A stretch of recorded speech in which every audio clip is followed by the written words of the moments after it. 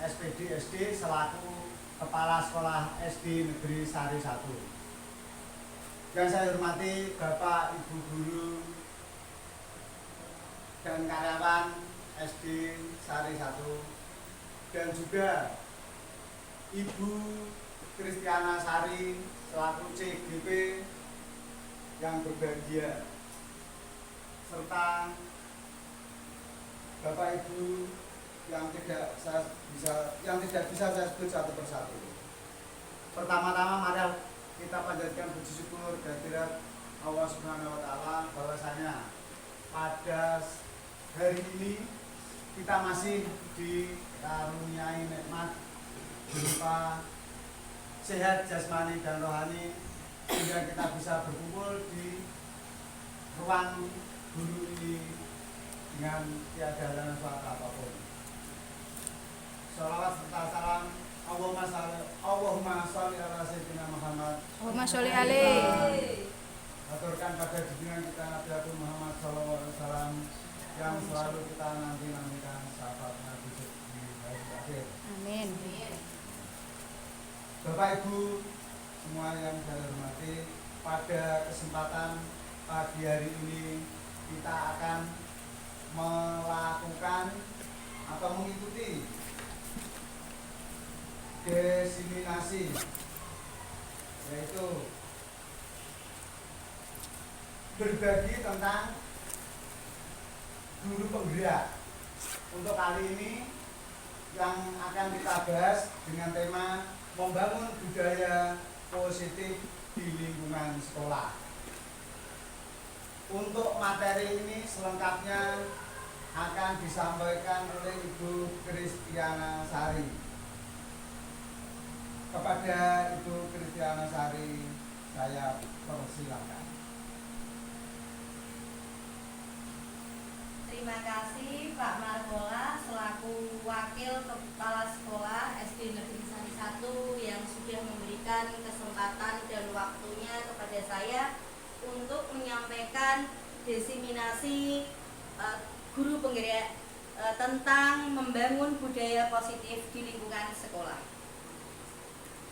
Assalamualaikum warahmatullahi wabarakatuh. Waalaikumsalam warahmatullahi wabarakatuh.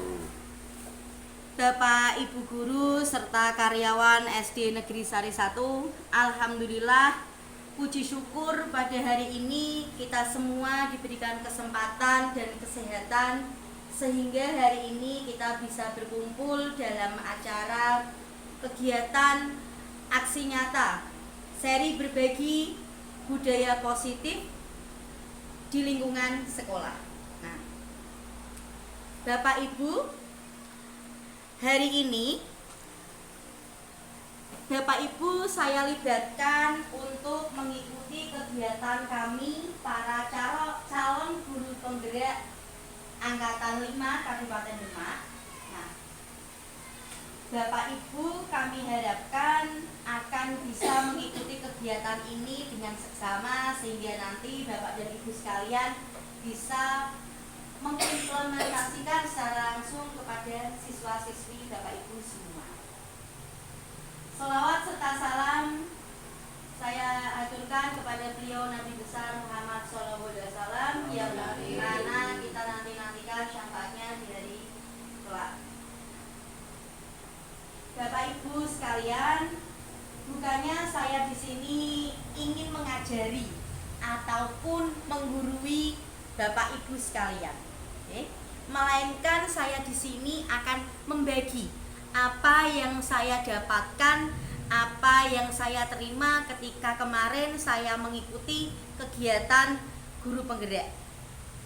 Dalam guru penggerak itu Bapak Ibu, yang pertama tahapannya adalah jika kalian ingin menjadi seorang guru penggerak, yang pertama kalian harus mendaftarkan diri dulu melalui akun SIM PKB. Dari situ nanti akan ada seleksi administrasi. Jika sudah berhasil dan lolos, Bapak Ibu sekalian akan lanjut ke tahap yang kedua, yaitu tahap wawancara dan simulasi mengajar untuk RPP yang Bapak Ibu buat.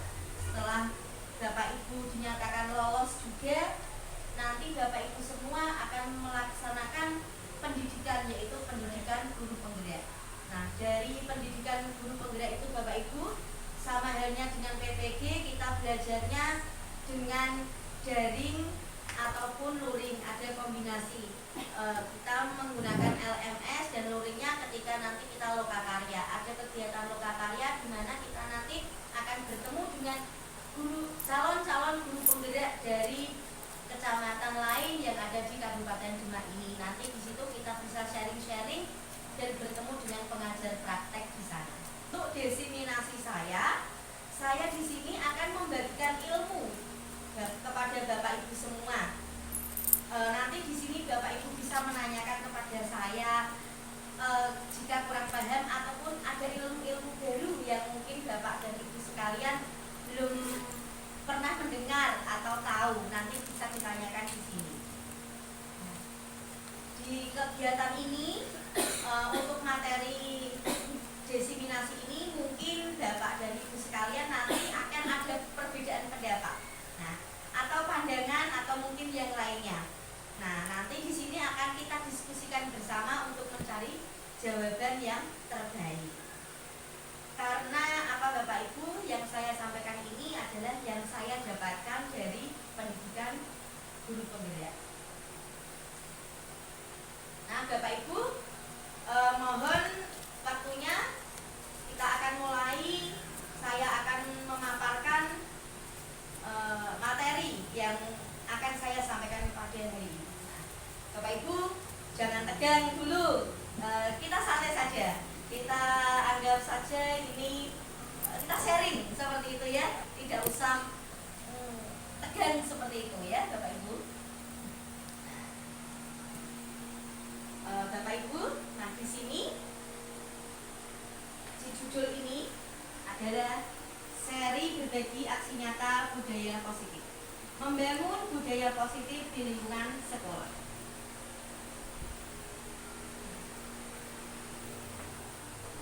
Sebelum saya akan menjelaskan lebih mendalam tentang budaya positif, saya akan terlebih dahulu menjelaskan tentang filosofi pendidikan. Filosofi pendidikan menurut pemikiran dari Ki Hajar Dewantara. Siapa kita yang tidak kenal dengan Ki Hajar Dewantara, Bapak Ibu? Siapa Bapak Ibu?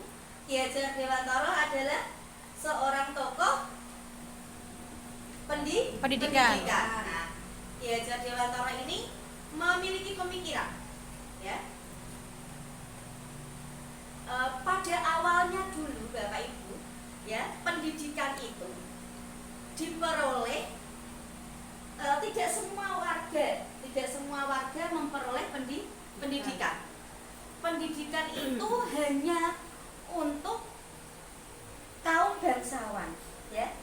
Kaum bangsawan dan orang-orang keturunan Belanda, serta di sini orang-orang pribumi itu tidak berhak untuk menerima pendidikan, Bapak Ibu, di situ. Adapun orang pribumi yang berhak menerima pendidikan waktu itu adalah orang-orang yang nanti akan dicalonkan, yang nantinya akan dipekerjakan di perusahaan-perusahaan milik Belanda. Nah, pendidikan pada zaman itu seperti itu. Nah, karena pada waktu itu Bapak Ki Hajar Dewantara yang kita kenal dengan KHD, beliau merupakan salah satu bangsawan. Jadi beliau berkesempatan untuk memperoleh pendidikan ketika itu bersama dengan warga keturunan Belanda. Namun meskipun dia bangsawan, dia punya pikiran. Mengapa hanya bangsawan saja yang berhak menerima pendidikan, serta orang-orang pribumi yang nanti juga akan dipekerjakan di perusahaan Belanda? Beliau memiliki pandangan. Nah, dari situ muncullah sebuah pemikiran dari Bapak Ki Hajar Dewantoro. Menurut Ki Hajar Dewantoro, tujuan pendidikan adalah menuntun segala kekuatan kodrat yang ada pada anak agar mereka dapat mencapai keselamatan dan kebahagiaan yang setinggi-tingginya, baik sebagai manusia maupun sebagai anggota masyarakat. Nah, dari sini beliau berpikiran yang harus memperoleh kebahagiaan itu tidak hanya seorang bangsawan, melainkan pribumi-pribumi yang miskin itu harus memiliki kebahagiaan. Nah, dia juga harus bisa mencapai keselamatan. Maka dari itu Ki Hajar Dewantoro memiliki filosofi seperti itu, memiliki pemikiran tersebut, sehingga beliau kita kenal dengan semboyan apa Bapak Ibu? Engarso Sertulodo, ing madya mangun karsa, tuturi handayani. Nah, di sini engarso sing tulodo adalah di depan menjadi teladan. Ing madya mangun karsa, di tengah membangun semangat. Nah, sebagai seorang guru, kita juga harus menjadi teladan Bapak Ibu bagi murid-murid kita. Dan ing madya mangun karsa, kita harus bisa menjadi seorang yang membangunkan semangat kepada murid kita untuk rajin belajar, semangat untuk mengikuti pendidikan. Dan yang ketiga semboyannya adalah tutwuri handayani. Di belakang kita memberikan dorongan kepada anak murid. Nah, dari tiga filosofi ini diambillah tutwuri handayani yang menjadi slogan sebagai simbol dari pendidikan. Nah, di sini peran kita adalah harus memberikan dorongan kepada siswa-siswa kita untuk berani terampil, untuk berani tampil, untuk tampil. Kita sebagai guru hanya sebagai orang yang bisa mendorong murid agar mereka mampu bersaing di kehidupan yang lebih baik. Seperti itu. Nanti ketika sudah terjun di masyarakat, mereka juga bisa bersaing dalam kehidupan masyarakat. Bapak Ibu, setelah dari filosofi dan semboyan dari Ki Hajar Dewantoro, sekarang peran guru penggerak. Sebelum saya membahas tentang peran guru penggerak, kita bahas peran guru menurut Ki Hajar Dewantoro. Dalam menuntun laku dan pertumbuhan kodrat anak, Ki Hajar Dewantoro mengibaratkan peran pendidik itu sebagai seorang petani. Sedangkan anak-anak itu seperti biji tumbuhan yang akan disemai. Bila biji tersebut ditempatkan di tanah yang subur dan mendapatkan perawatan dari Pak Tani seperti pemupukan, penghilang hama, penyinaran yang cukup, dan pembersihan, maka biji tumbuhan tersebut akan tumbuh dengan baik. Nah, begitupun sebaliknya Bapak Ibu, jika biji tersebut kita taruh di tempat yang tandus, di tempat yang tidak ada cahaya, kita tidak menyiraminya, otomatis biji tersebut kira-kira bisa tumbuh atau tidak Bapak Ibu? Tidak akan bisa tumbuh. Nah, di situ kita, anak didik kita itu kita ibaratkan seperti itu Bapak Ibu. Ya, kita sebagai guru itu ibaratnya kita sebagai petaninya. Ya. Anak didik itu sebagai benihnya, bijinya Bapak Ibu. Kita bisa membawa anak didik kita itu ke arah yang mana itu terserah kita. Ya. Kita mau membiarkan mereka tumbuh menjadi seorang peserta didik ataupun murid yang malas, yang tidak mau berusaha, itu semua terserah kita. Nah, disinilah Bapak Ibu peran kita sebagai seorang guru, ya. Kita dituntut untuk mengarahkan anak didik kita itu menuju ke arah yang lebih baik. Dari situ, dari pemikiran-pemikiran Ki Hajar Dewantara tersebut, saat ini kita sedang berada atau sedang melaksanakan dengan kurikulum yang baru, yaitu kurikulum Merdeka. Nah, yang diambil dari tadi pemikiran Ki Hajar Dewantara, dia bisa, semua orang bisa berhak mendapatkan pendidikan di kurikulum Merdeka. Nah, dari kurikulum Merdeka ini kita mengenal dengan yang namanya profil pelajar Pancasila. Ada berapa Bapak Ibu? Ada 6. Ada 6 profil pelajar Pancasila. Yang pertama adalah beriman, bertakwa kepada Tuhan Yang Maha Esa dan berakhlak mulia. Yang kedua, berkebinekaan global. Yang ketiga, bergotong royong. Yang keempat, kreatif. Yang kelima, bernalar kritis. Yang keenam, mandiri. Diharapkan dari kurikulum ini siswa nanti akan beriman dan bertakwa serta berakhlak mulia. Mereka dapat berkebinekaan global dengan tidak membeda-bedakan suku, dengan menghargai keanekaragaman yang ada di negara kita, serta mereka dapat bergotong royong dengan sesama teman, dengan lingkungannya. Mereka juga dapat bergotong royong. Diharapkan juga murid kreatif, ya, tidak ada murid yang malas, dia pikirannya tidak berkembang, mereka bisa kreatif. Nah, mereka akan bernalar kritis. Mereka sudah memiliki pemikiran yaitu bernalar kritis serta mandiri. Tidak Bapak Ibu, tidak tidak tergantung dengan orang lain. Nah, sampai di sini sebelum masuk materi yang selanjutnya, ada yang ditanyakan? Ada yang ditanyakan Bapak Ibu?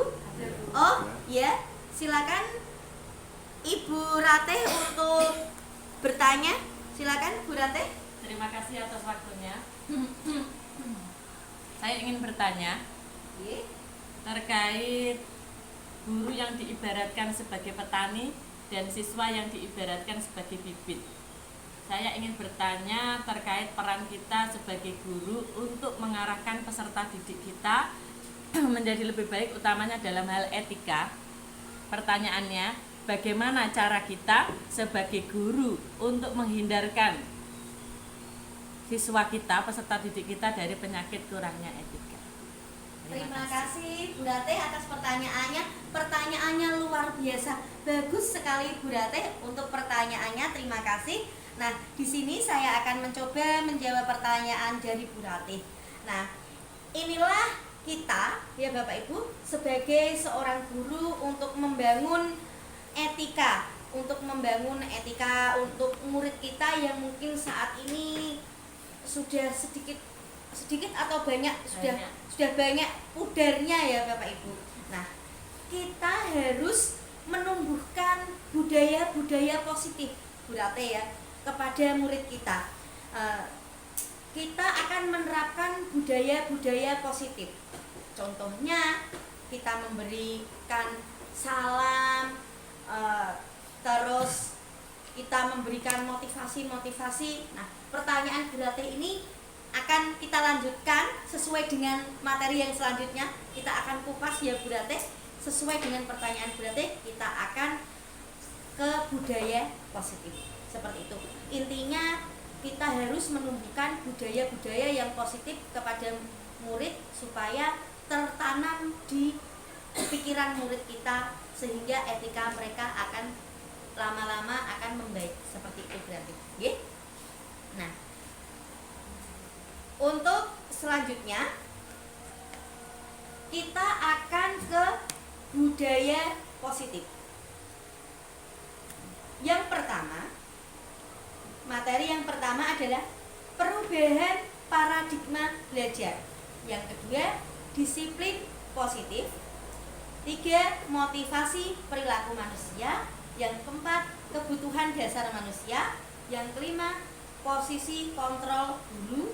Yang keenam, keyakinan kelas. Dan yang ketujuh adalah segitiga restitusi.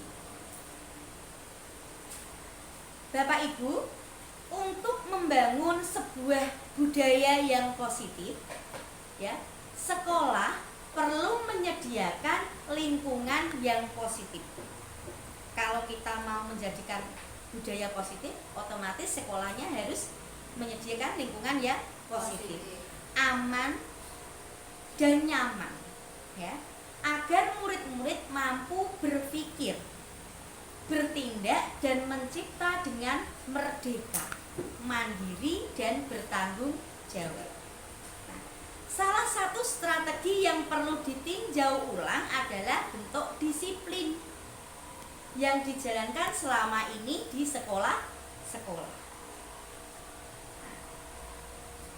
Bapak Ibu, yang pertama adalah perubahan paradigma belajar. Kita harus merubah dulu paradigma belajarnya.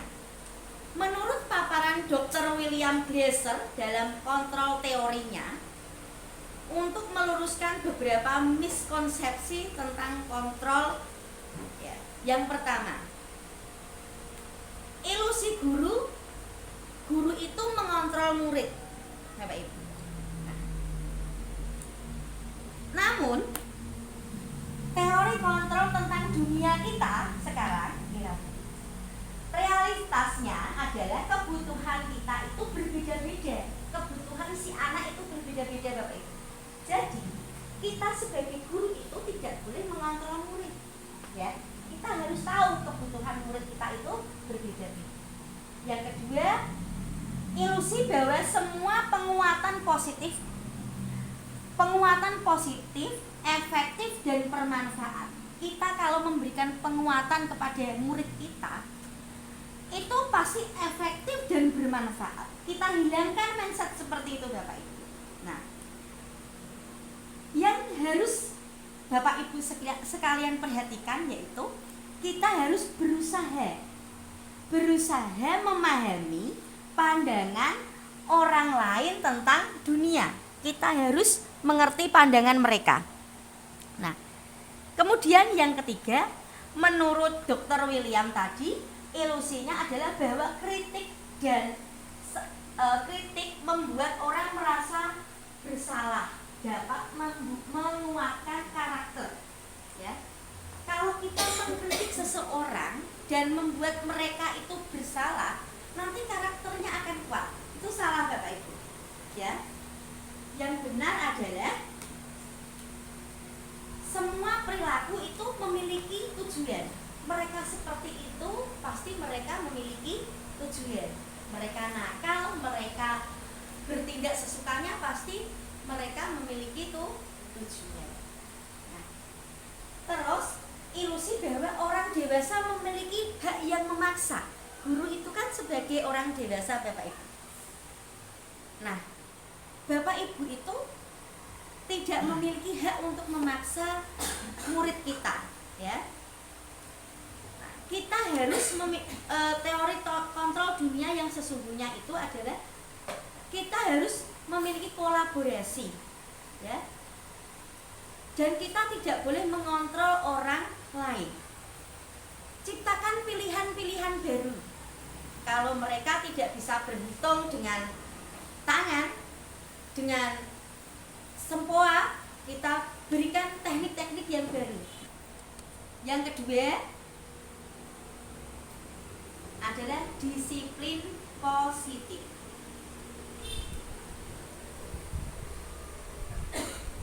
Makna kata disiplin, ya Bapak Ibu, pasti Bapak Ibu disiplin itu apa? Menurut Bapak Ibu pasti harus tertib, ya, tertib, teratur, sesuai aturan. Nah, pikiran Bapak Ibu semua pasti seperti itu.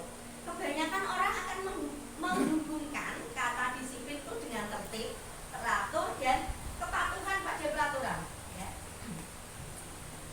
Kata disiplin juga sering dihubungkan dengan hukuman. Tidak disiplin, dihukum. Padahal itu sungguh berbeda Bapak Ibu dalam dunia pendidikan. Karena belajar tentang disiplin positif tidak harus dengan selalu memberi hukuman. Justru itu adalah salah, ya Bapak Ibu. Mungkin Bapak Ibu sudah berpikir, wah selama ini saya mendisiplinkan anak itu pasti dengan hukuman. Nah, kita ubah mindset kita Bapak Ibu, kalau kita memberikan hukuman itu salah. Nah, justru hukuman itu adalah salah satu alternatif terakhir, benar-benar terakhir kalau sudah tidak ada solusi sama sekali, ya, itu kita beri hukuman.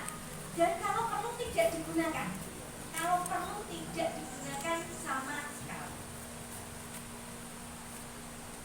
Ki Hajar Dewantara menyatakan bahwa untuk mencapai kemerdekaan atau dalam konteks pendidikan kita saat ini, ya, untuk menciptakan seorang murid yang merdeka, syarat utamanya adalah ada kata disiplin yang kuat. Disiplin yang dimaksud adalah disiplin diri yang memiliki motivasi internal atau intrinsik.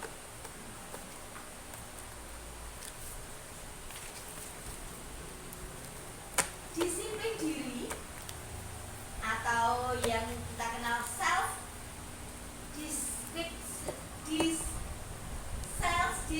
disiplin. Bapak Pendidikan Ki Hajar Dewantara menyatakan bahwa di mana ada kemerdekaan, disitulah harus ada disiplin yang kuat. Nah, Bapak Ibu, saya akan memberikan contoh disiplin yang positif. Nah, yang pertama, disiplin mencuci tangan. Sekarang kan di era pandemi ya Bapak Ibu, mungkin itu positif Bapak Ibu. Disiplin itu merupakan disiplin yang positif. Kita ajarkan murid kita untuk cuci tangan, tidak melupakan yang namanya cuci tangan. Terus yang kedua, contohnya adalah budaya sopan, santun, dan salaman. Ketika bertemu dengan Bapak Ibu, kita ajarkan untuk menyapa. Kita ajarkan salim ketika masuk kelas, atau ketemu guru yang baru datang, atau muridnya baru datang dan melihat guru, kita ajarkan untuk salim seperti itu.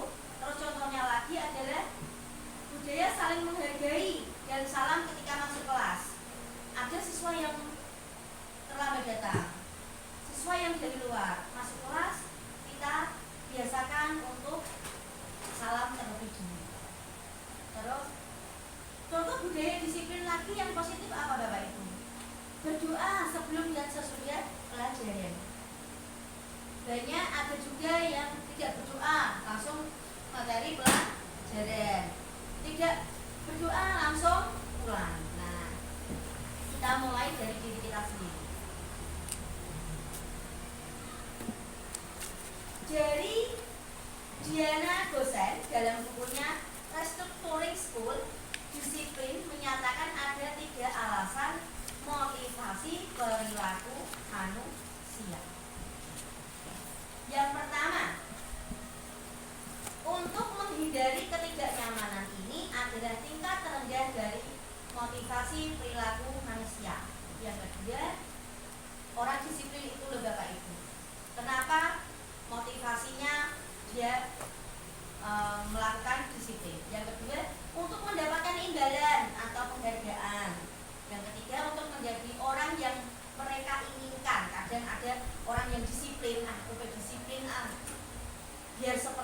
diinginkan Pak Guru, yang diinginkan Bu Guru, seperti itu.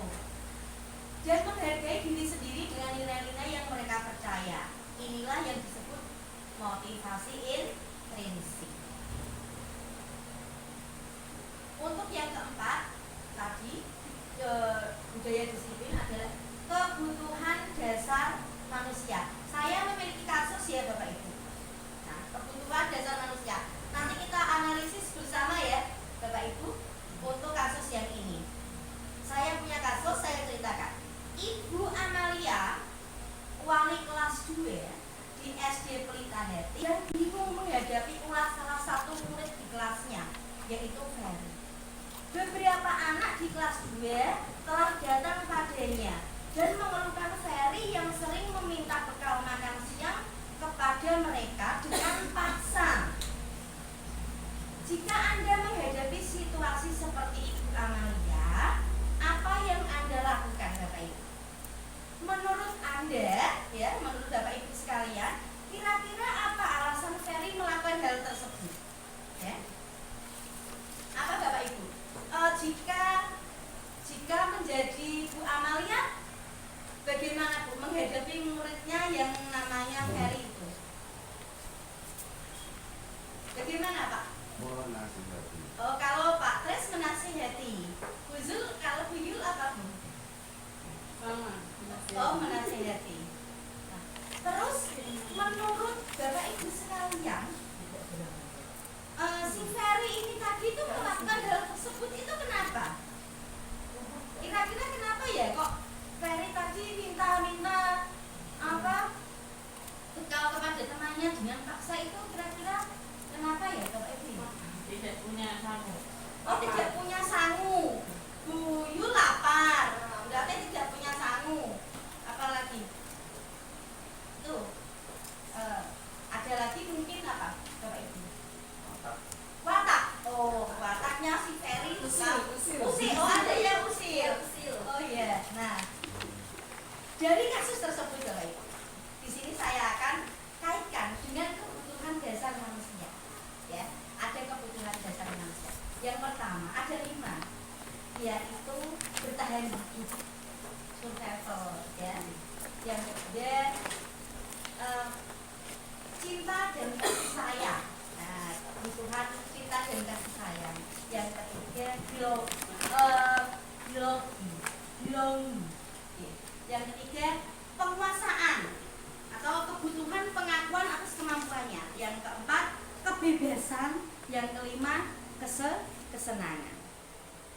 Dari kasus murid yang namanya Ferry tersebut Bapak Ibu, jika ya kita meninjau dari kebutuhan dasar manusianya ya Bapak Ibu, ada 5 tadi ya.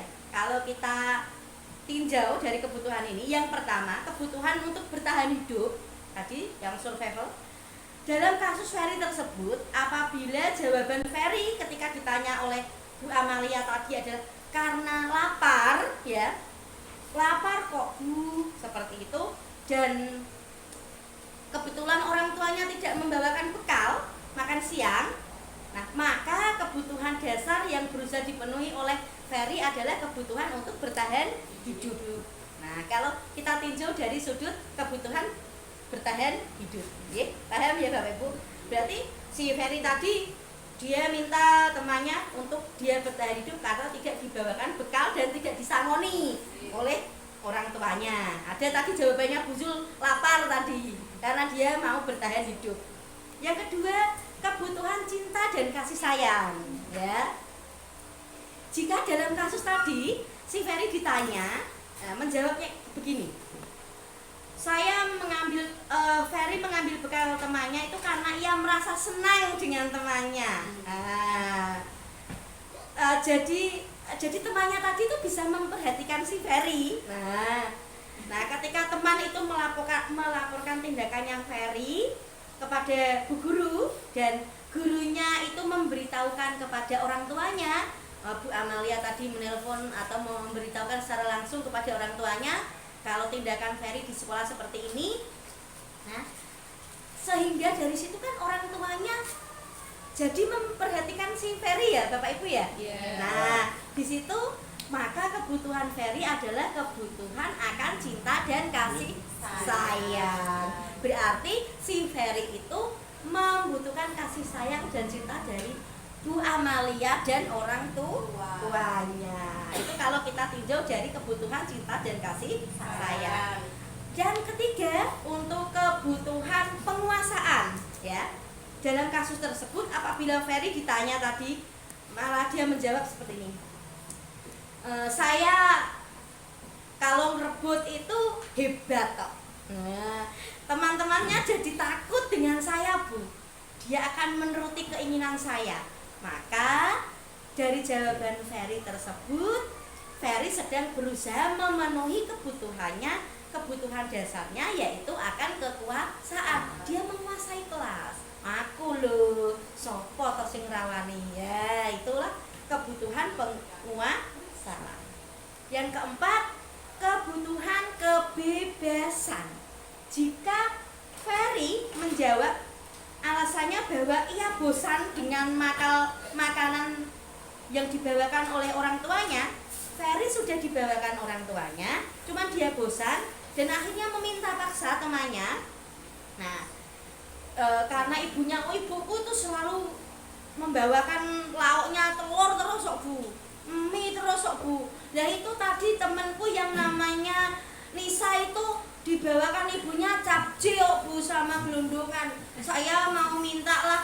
Nah, dia mencoba makanan teman-temannya yang beraneka ragam. Kemarin Mira bawanya itu kok Bu, Xiaomi kok saya pengen. Nah itu berarti Ferry membutuhkan kebutuhan akan kebebasan. Dia tidak mau monoton makan makanan itu terus. Yang kelima, kebutuhan kesenangan, ya. Dalam kasus tersebut, bila Ferry menjawab bahwa ia melakukan karena iseng, ya, iseng Bu, usil, iseng saja dan ia menikmati, ya, senang sekali mengisengi teman-temannya. Ekspresi wajah teman-teman yang kesal karena dia mengambil makanan itu, nah, lucu, menurut Ferry lucu. Kalau teman-temannya kesal itu lucu. Nah maka berarti Ferry sedang berusaha memenuhi kebutuhan akan kesenangan batinnya, ya. Ya. Nah, Ferry berusaha memenuhi kesenangan batinnya. Saya bisa membuat teman-teman saya wajahnya kesel, gemes dengan saya. Tapi Ferry itu menurut dia tuh lucu sekali. Gemesin ya. Gemesin. Nah, istilah sekarang tuh gemesin. Nah, Bapak Ibu. Nah, itulah dari kebutuhan dasar manusia. Yang kelima yaitu posisi kontrol guru, ya Bapak Ibu sekalian. Inilah posisi kontrol, di mana posisi kita terhadap murid-murid kita, ya. Ada 5 posisi kontrol guru. Yang pertama, penghukum. Nah, kita refleksikan diri kita ya Bapak Ibu, ya. Kita nanti di posisi mana kira-kira? Penghukum. Seorang penghukum bisa menggunakan hukuman fisik maupun verbal. Yang kedua, posisi kita adalah pembuat orang merasa bersalah. Kalau tadi penghukum sudah jelas ya Bapak Ibu, tidak mengerjakan PR, lari. Nah, tidak berpakaian lengkap, lari. Push up, lari. Membersihkan WC, nah, seperti itu. Terus membuat orang bersalah ini, posisi ini biasanya guru akan bersuara lembut biasanya. Biasanya suaranya lembut, tapi menusuk. Nah, menusuk sampai dalam, sehingga murid kita itu merasa bersalah sekali dengan apa yang dia lakukan, ya. Yang ketiga, posisi kontrolnya adalah sebagai teman. Guru pada posisi ini tidak akan menyakiti murid, namun akan tetap berupaya mengontrol murid melalui persuasi. Dia kontrol muridnya sebagai teman, tidak kamu salah, tidak seperti itu. Terus yang keempat, monitor atau pemantau. Berarti mengawasi. Pada saat kita mengawasi, kita bertanggung jawab atas perilaku orang-orang yang kita awasi. Kita mengawasi. Dia tidak disiplin belajar, kita tetap mengawasi, tidak dibiarkan toh ya, kita harus mengontrolnya. Yang kelima adalah posisi manajer. Posisi terakhir ini manajer adalah posisi mentor, di mana guru berbuat sesuatu, dia melakukan sesuatu bersama murid, mempersilahkan murid mempertanggungjawabkan perilakunya, mendukung murid agar dapat menemukan solusi atas permasalahannya sendiri. Kita berikan kebebasan, kita ngobrol, kita lakukan bersama-sama. Dia melakukan kesalahan apa di situ, terus kita memberikan sehingga murid itu bisa menemukan solusi sendiri.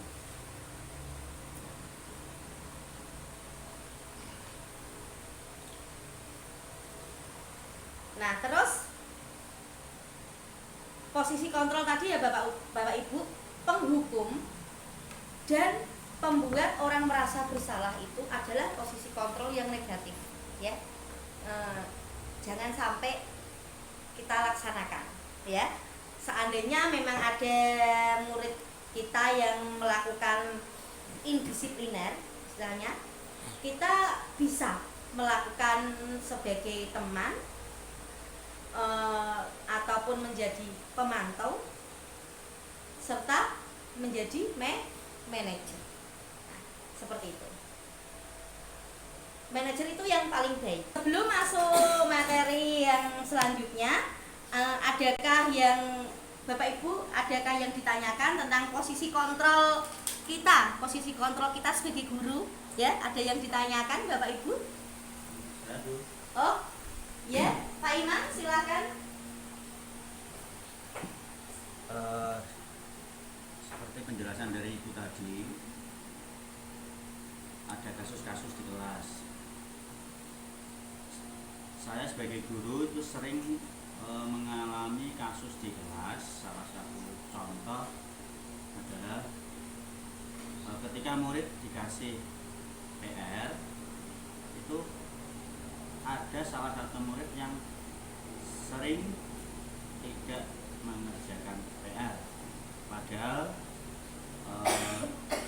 sudah saya beri peringatan untuk yang pertama. Nanti ketika ada PR lagi, murid itu pun juga tidak mau mengerjakan. Akhirnya dengan jalan pintas, mungkin untuk memberi efek jerah pada murid, saya memberi hukuman pada murid dulu. Salah satunya kadang ya saya beri untuk putar lapangan.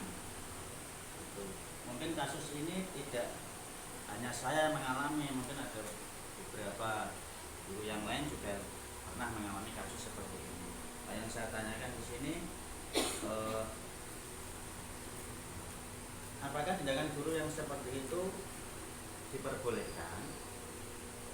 Apa itu dilarang itu ya? Tapi mungkin penjelasannya saya kurang jelas. Iya. Terima kasih. Terima kasih atas pertanyaannya Pak Imam, ya. Dalam kasusnya Pak Imam tadi itu nyata ya Pak Imam ya, memang kebanyakan guru itu memberikan hukuman. Apalagi tadi murid Pak Imam itu sekali sudah diberi maaf, masih diulangi lagi, dan akhirnya Pak Imam tadi pada akhirnya memberikan hukuman. Nah, Pak Imam memberikan hukuman tadi itu termasuk perilaku kontrol yang negatif ya Pak Imam ya. Nah, sebagai seorang guru kita harus menempatkan diri Pak. Usahakan kita itu sebagai manajer. Kita di posisi kontrol yang sebagai manajer Pak tadi. Nah, di sini kita tidak harus diusahakan, kita tekan seminimal mungkin jangan sampai memberikan hukuman kepada murid. Kita ajak ngobrol, kita dalami dulu permasalahan dia seperti apa Pak Imam. Kita gali dulu keinginan dia itu sebenarnya seperti apa.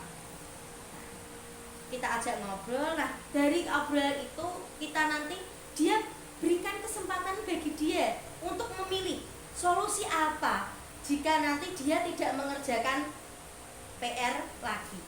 Kita tawarkan, kalau kamu tidak mengerjakan PR, nanti kamu maunya seperti apa? Nah, kan ya Pak Imam ya. Jangan sampai kita sebagai guru langsung memberikan hukuman seperti tadi. Gitu ya Pak Imam ya. Oh ya.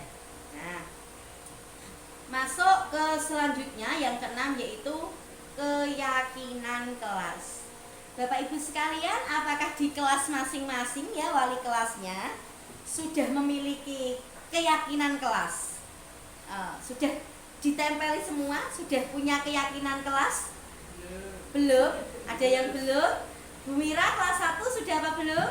Belum. Oh belum. Nah, Bu Latif kelas 2 sudah ya, kelihatannya ya sudah tertempel ya. Oh iya. Nah, keyakinan kelas yaitu setiap tindakan atau perilaku yang kita lakukan dalam kelas itu nanti akan terciptanya sebuah lingkungan yang positif Bapak Ibu. Kita memiliki keyakinan yang kita buat antara guru dan murid. Nah, perilaku warga kelas ya, murid itu tersebut menjadi sebuah kebiasaan, nantinya akan menjadi kebiasaan dan akhirnya membentuk sebuah budaya positif. Keyakinan kelas itu bersifat lebih abstrak daripada peraturan yang lebih rinci dan konkret. Kalau peraturan itu lebih rinci dan konkret, berupa pernyataan-pernyataan universal. Keyakinan kelas, pernyataannya senantiasa dibuat dalam bentuk positif, hendaknya tidak terlalu banyak sehingga mudah diingat dan dipahami oleh warga kelas. Sebaiknya sesuatu yang dapat diterapkan di lingkungan tersebut. Semua warga kelas hendaknya ikut berkontribusi dalam pembuatan keyakinan kelas lewat kegiatan curah pendapat. Dari keyakinan kelas itu bersedia meninjau kembali keyakinan kelas dari waktu ke waktu. Di sini bedanya peraturan kelas dan keyakinan kelas ya Bapak Ibu. Kalau peraturan kelas, contohnya seperti ini: selalu kembalikan buku ke tempatnya. Itu peraturan. Kalau keyakinan kelas berarti itu apa? Siswa dilatih untuk bertanggung jawab. Dilarang mengganggu orang lain, itu peraturan. Kalau keyakinan kelas, menghormati orang lain. Berarti menghormati orang lain itu ada dilarang mengganggu orang, dilarang apalagi ketika temannya berpendapat itu disela. Nah, itu termasuk menghormati orang lain. Terus dilarang menggunakan narkoba. Dilarang menggunakan narkoba, itu berarti keyakinan kelas adalah kesehatan. Gunakan masker, itu peraturan. Tapi kalau di keyakinan kelas adalah kesehatan dan keselamatan. Cuci tangan. Jangan berdiri, jangan berlari di kelas atau di koridor.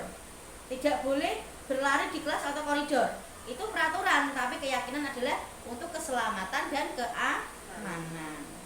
Nah, Bapak Ibu, dibuatlah dari keyakinan kelas itu, dibuat murid-murid membuat kesepakatannya, kita tempelkan di kelas supaya mereka tahu. Materi yang ketujuh yaitu segitiga restitusi. Nah, segitiga restitusi itu apa Bapak Ibu? Pasti asing ya Bapak Ibu untuk mendengar kata segitiga restitusi. Adalah proses menciptakan kondisi bagi murid untuk memperbaiki kesalahan mereka, sehingga mereka bisa kembali pada kelompok mereka dengan karakter yang lebih kuat. Nah, ini diambil dari pengertian segitiga restitusi pada LMS Guru Penggerak modul 1.1 budaya positif. Untuk segitiga restitusi Bapak Ibu, ada yang namanya validasi kebutuhan. Nah, validasi kebutuhan itu contohnya seperti ini. Kamu punya alasan, kamu pastinya punya alasan mengapa melakukan hal itu. Kamu pasti punya alasan. mengapa hari ini tidak pakai seragam merah putih malah memakai seragam coklat, kira pramuka. Nah, kita seperti itu tindakannya. Mereka pasti punya alasan Bapak Ibu. Ketika kita tanya pasti mereka tahu. Pak, dicuci Ibu. Pak, bajunya ketinggalan di rumah nenek, seperti itu. Ada lagi, selain pertanyaan seperti itu, adakah cara yang lebih efektif untuk mendapatkan apa yang kamu butuhkan? Itu pertanyaan yang kedua. Nah, setelah validasi kebutuhan, ada menstabilkan identitas. Setiap orang pasti melakukan kesalahan. Nah, dari Bapak Ibu Guru, kata-katanya seperti itu, kalimatnya seperti itu. Untuk menstabilkan identitas. Setiap orang pasti pernah melakukan kesalahan. Tidak hanya anak itu saja. Kamu itu orang pertama, kamu itu loh tidak pernah. Nah, tidak seperti itu. Setiap orang pasti punya kesalahan. Ada lagi, kamu bukan satu-satunya yang pernah melakukan hal ini. Tidak kok langsung dijudge anak itu. Kamu itu selalu saja terlambat. Teman-temanmu tidak pernah. Nah, tidak seperti itu Bapak Ibu. Nah, yang terakhir yang untuk segitiga restitusi ini adalah menanyakan keyakinan. Kita sebagai guru bisa menanyakan. Nah, kamu ingin menjadi orang yang seperti apa? Kok memakai seragam seperti ini? Kamu tahu kan kalau peraturan di sekolahan ini hari Senin itu memakai merah putih, tapi kenapa hari ini Senin kamu malah memakai kaos? Kaos pun bukan kaos olahraga. Mengapa? Kamu ingin menjadi yang seperti apa? Kita tanyakan kepada anaknya itu. Nah, dari segitiga restitusi itu bertujuan untuk mengubah identitas anak dari orang yang gagal karena melakukan kesalahan menjadi orang yang sukses. Bagian dasar tadi Pak, yang bagian dari dasar dari segitiga restitusi adalah menstabilkan identitas itu,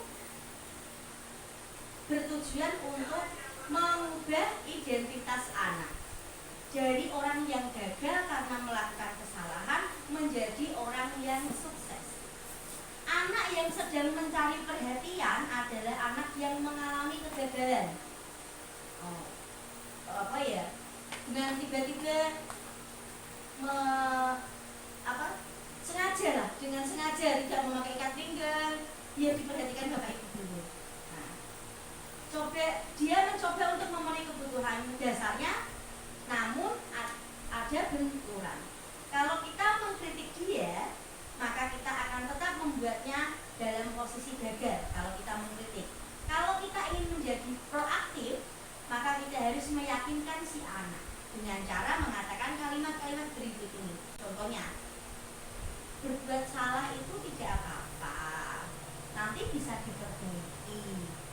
Nah, tidak ada manusia yang sempurna. Nah, dengan seperti itu anak tidak akan merasa tambah benci. Kadang anak ada yang dinasihati tapi malah tambah benci, malah semakin menjadi.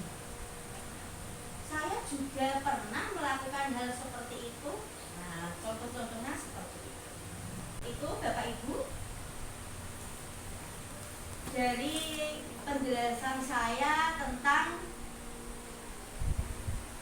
budaya positif, ya, budaya positif di bagian segitiga restitusi. Bapak Ibu ada yang mau ditanyakan? Ya, ada dulu. Oh iya Pak Tres, silakan. Terima kasih atas waktunya. Iya. Dari materi segitiga restitusi tadi ada menstabilkan identitas siswa. Jadi yang saya pertanyakan, apakah nanti anak malah akan memikirkan bukan saya saja yang melakukan kesalahan, jadi bukan apa-apa kalau melakukan kesalahan. Ya, itu. Terima kasih. Oh, nggih Pak Tres. Nah, mungkin dari pertanyaan Pak Tres tadi ya Pak Tres, terima kasih atas pertanyaannya. Kalau saya simpulkan, anak nanti akan bukan saya saja kok yang melakukan kesalahan, banyak, kok Bu Guru bilang seperti itu? Di sini tidak apa-apa Pak Des. Kalau kita bilang seperti itu tidak apa-apa. Nanti anak itu akan tenang Pak. Jadi kita sebagai seorang guru memberikan jawaban seperti itu, anak nanti akan tenang dan akan menemukan solusinya Pak untuk mengatasi masalah-masalah tersebut. Oh iya ya, Bu Guru kok tidak memberikan hukuman kepada saya ya Kak Guru ya. Tapi dari situ saya terus berpikir, oke, saya tidak akan melakukan kesalahan itu. Nanti dia akan bisa mencari solusinya. Oh iya, besok tak ingat-ingat lagi kalau upacara saya mau pakai topi seperti itu. Dia akan selalu mengingat karena ketika dia tidak disiplin tadi, dia tidak dimarahi oleh bapak ataupun ibu gurunya. Seperti itu, Kak Res. Udah? Oke. Oke, terima kasih ya. Terima kasih Bapak dan Ibu. Itulah tadi desiminasi saya tentang membangun budaya positif di lingkungan sekolah. Nah, saya akan sedikit melanjutkan tentang rencana saya. Rencana saya tentang aksi nyata yang akan saya laksanakan untuk budaya positif di sekolah. Sebentar ya Bapak Ibu, minta waktunya. Rancangan tindakan aksi nyata saya membangun budaya positif murid melalui keyakinan kelas. Nah, nanti pendahuluannya, latar belakang kenapa saya melakukan aksi nyata ini, karena belum nampaknya budaya positif murid di lingkungan sekolah, sehingga diperlukan adanya suatu aksi nyata untuk membangun budaya positif tersebut melalui keyakinan kelas yang berdasarkan nilai-nilai profil pelajar Pancasila. Tujuannya, ada 2 tujuan yang saya pilih, yaitu membangun budaya positif di sekolah dengan menumbuhkan motivasi intrinsik dalam diri murid melalui keyakinan kelas yang berdasarkan nilai-nilai kebajikan sehingga tercipta pelajaran yang sesuai dimensi profil pelajar Pancasila. Penerapannya, keyakinan kelas dan disiplin positif, segitiga restitusi dalam menyelesaikan masalah murid di sekolah. Dalam tolak ukur saya, yang pertama yaitu keyakinan beriman dan bertakwa kepada Tuhan Yang Maha Esa. Di sini saya akan melakukan aksi nyata berdoa sebelum melaksanakan aktivitas belajar di sekolah. Yang kedua, keyakinan berkebinekaan global di sekolah, yaitu bersikap sopan dan santun, toleransi, dan saling menghargai. Yang ketiga, keyakinan bergotong royong di sekolah, membiasakan budaya Jumat bersih dalam kebersihan di sekolah. Yang keempat, keyakinan beriman. Yang keempat, keyakinan berperilaku mandiri dalam melaksanakan tugas. Di sini aksi nyatanya bertanggung jawab atas tugas-tugas dari mata pelajaran. Yang kelima, keyakinan berpikir kritis dalam belajar di kelas, yaitu aktif menyampaikan ide dan pendapat ketika belajar. Yang keenam, keyakinan bertindak kreatif dalam praktek. Di sini aksi nyata saya nanti akan terampil dalam melaksanakan praktik pembelajaran. Nah, tindakan yang saya lakukan yaitu menyusun program penerapan budaya positif yang akan dilakukan. Yang kedua, meminta dukungan kepala sekolah dan rekan guru di sekolah. Yang ketiga, melakukan sosialisasi kepada murid. Yang keempat, menerapkan program budaya positif kepada murid di sekolah. Yang kelima, melakukan refleksi program bersama kepala sekolah dan rekan guru.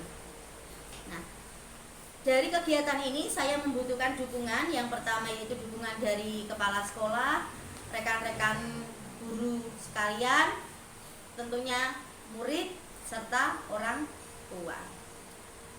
Demikian Bapak Ibu yang bisa saya sampaikan. Kelebihan dan kekurangannya semuanya tidak saya sengaja. Mohon maaf apabila ada kesalahan. Akhirul kalam, wabillahi taufiq wal hidayah. Wassalamualaikum warahmatullahi wabarakatuh. Waalaikumsalam warahmatullahi wabarakatuh. Waktu waktu sepenuhnya saya kembalikan kepada Bapak Markola selaku Wakil Kepala Sekolah SD Negeri Sari 1. Monggo Bapak.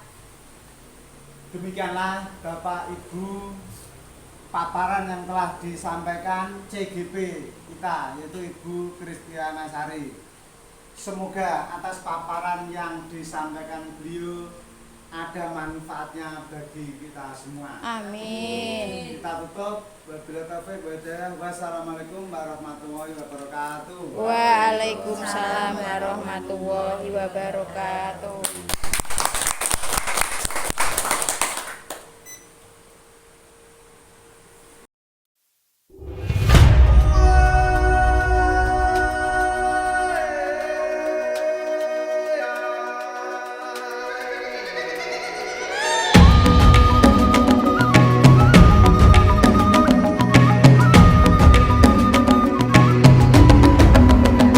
Bangun dan bukalah matamu, saatnya meraih mimpimu. Arahkan pandangan ke depan, Tuhan kan menuntunmu. Sadarilah masa berganti, tantangan kan kita hadapi. Bergandeng tangan untuk negeri, era kita menanti berseri. Kita belajar Pancasila, kita bernafas dalam sila-silanya. Kita belajar Pancasila, ayo kita jaga untuk Indonesia. Bersatu dalam perbedaan, berpegang tangan dan berlari. Singkirkan egomu, oh kawan, demi negeri ini. Jadilah generasi emas, cerdas berkarakter itu kita. Berjuang dan harus berani, kita terus torehkan prestasi.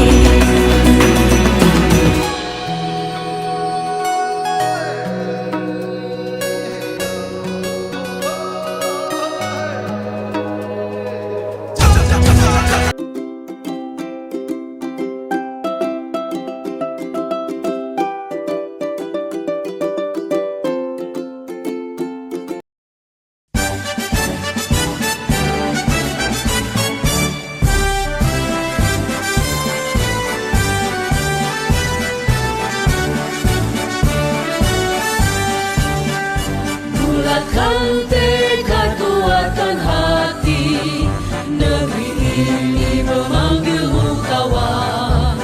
Belajar bergerak berbagi untuk negeri, guru penggerak majukan pendidikan. Guru penggerak menghamba pada murid, kreatif rancang pembelajaran. Hargai potensi, tingkatkan prestasi, lahirkan profil pelajar Pancasila. Belajar bergerak berbagi untuk negeri, kita menjalin kolaborasi. Belajar bergerak berbagi untuk negeri, demi bakti pada Ibu Pertiwi.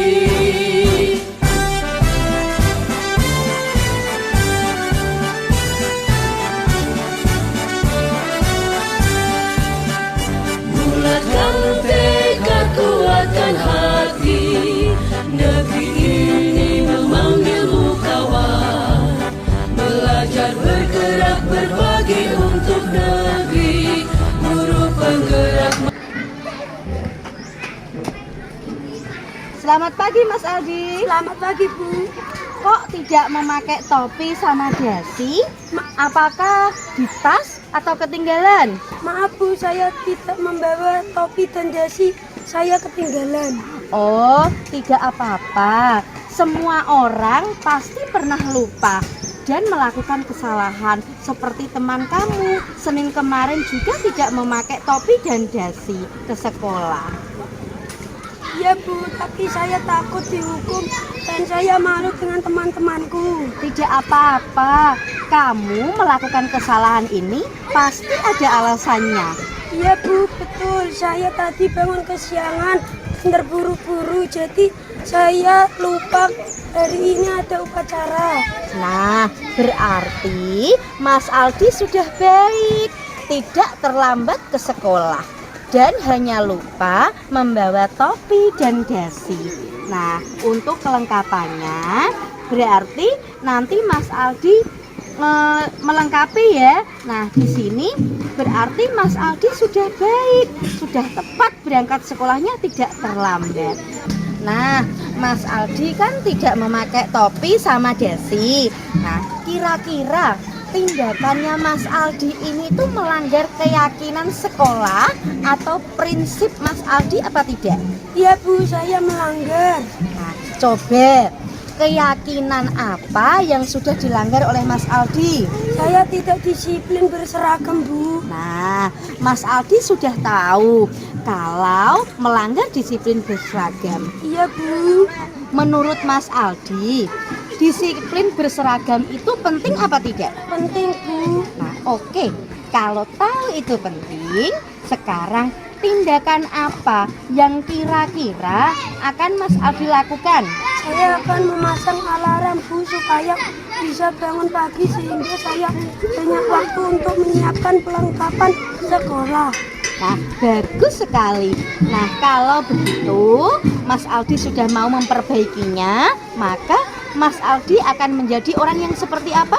Saya akan menjadi orang yang disiplin waktu dan disiplin berseragam serta menjadi mandiri Bu. Nah, baiklah, kalau begitu sekarang Mas Aldi kembali ke barisan untuk melaksanakan upacara.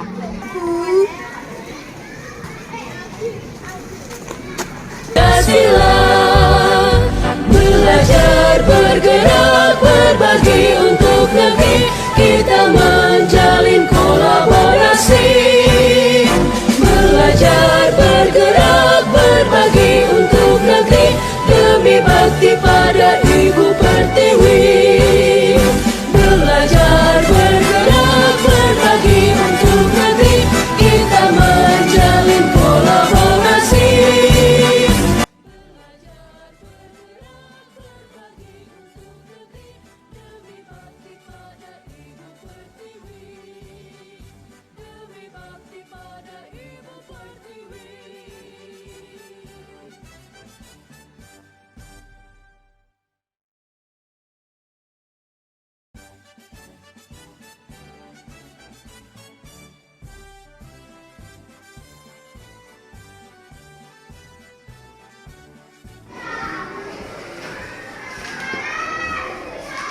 Mbak Novita sedang apa? Sedang mengerjakan PR matematika, Bu.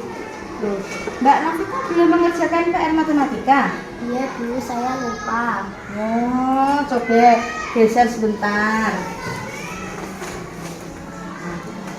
Bu Guru mau tanya. Tapi Mbak Novita jangan takut ya. Nah, karena Mbak Novita belum mengerjakan PR, itu bukan Mbak Novita saja yang tidak mengerjakan, tapi kemarin itu banyak sekali teman yang tidak mengerjakan PR. Iya, Bu. Nah, Mbak Novita melakukan kesalahan ini pasti ada alasannya. Boleh Bu Guru tahu? Boleh. Iya, Bu. Saya kemarin pergi ke rumah nenek, Bu, dan kelelahan akhirnya saya tidak mengerjakan PR matematika. Oh, jadi Mbak Novita kelelahan karena ke tempatnya nenek. Nah, tadi terlambat tidak masuk sekolahnya? Tidak, Bu. Sudah tidak terlambat ya. Nah, Mbak Novita sudah melakukan hal baik, yaitu dengan tidak terlambat ke sekolah. Tetapi dari kesalahan Mbak Novita dengan tidak mengerjakan PR, berarti Mbak Novita telah melanggar kesepakatan kelas. Iya, Bu, saya melanggar. Nah, kira-kira keyakinan kelas apa yang telah dilanggar oleh Mbak Novita? Saya tidak bertanggung jawab terhadap tugas saya, Bu. Nah, kalau tahu sikap tanggung jawab itu penting apa tidak? Penting. Nah, kalau tahu hal itu penting, kira-kira hal apa yang akan dilakukan oleh Mbak Novita untuk memperbaiki kesalahan tersebut? Saya akan mengerjakan PR jauh-jauh hari ini supaya ketika pelajaran PR saya sudah saya kerjakan semua. Nah, bagus. Jika Mbak Novita sudah memperbaikinya, kira-kira nanti Mbak Novita akan menjadi orang yang seperti apa? Saya akan menjadi orang yang bertanggung jawab dengan tugas yang saya terima dulu. Bagus sekali. Kalau sudah tahu apa yang dilakukan oleh Mbak Novita, sekarang Mbak Novita boleh keluarkan buku-buku lagi pelajaran. Mari bersiap untuk mengikuti pelajaran. Terima kasih, Bu. Ya. Bulatkan tekad, kuatkan hati. Assalamualaikum warahmatullahi wabarakatuh. Perkenalkan, nama saya Muhammad Yusuf Aldi Nugroho. Saya siswa kelas 4 SD Negeri Sari 1, Kecamatan Gajah, Kabupaten Demak. Tadi pagi adalah hari di mana saya membuat kesalahan, yaitu saya tidak memakai atribut kelengkapan seragam sekolah. Ketika saya berangkat dan melihat Ibu Kristiani di depan gerbang sekolah, saya merasa takut jika dimarahi karena saya tidak membawa dasi dan topi. Namun ketika saya bertemu beliau, ternyata saya tidak dimarahi dan saya tidak dihukum. Di situ saya merasa senang. Saya hanya diajak ngobrol dan diajak untuk memperbaiki kesalahan saya. Terima kasih Bu Kris karena tidak memarahi saya. Saya janji akan memperbaiki kesalahan saya dan akan disiplin dalam menggunakan kelengkapan atribut sekolah saya. Wassalamualaikum warahmatullahi wabarakatuh. Assalamualaikum warahmatullahi wabarakatuh. Perkenalkan, nama saya Novita Cahya Wulandari. Saya siswa kelas 4 SD Negeri Sari 1, Kecamatan Gajah, Kabupaten Demak. Terima kasih ya Bu Kris, karena tadi ketika saya lupa mengerjakan PR matematika dan saya mengerjakan di sekolah, saya tidak dimarahi dan dihukum oleh Bu Kris. Saya hanya diajak bicara dan saya diajak untuk memperbaiki kesalahan saya.